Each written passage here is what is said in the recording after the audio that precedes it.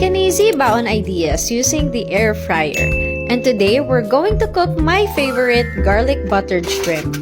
First, palambutin muna natin ang frozen shrimp. While waiting, i-prepare na rin natin ang ingredients. Ang kailangan nyo lang, butter, garlic, salt, pepper, and sugar to taste. After palambutin ng shrimp, maglagay ng foil sa air fryer at saka ilagay ang mga prepare na ingredients bukod sa asukal.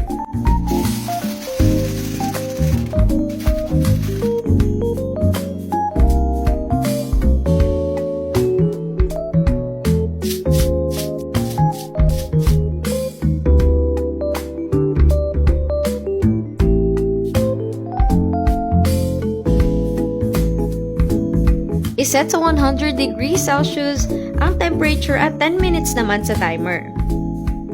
Habang nag-aantay, pwede ka na mag-prepare ng mainit na kanin.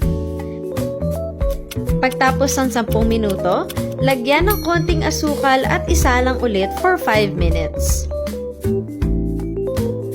Pagtapos ng 5 minuto, ready to serve na siya at pwede mo na ilagay sa iyong baonan.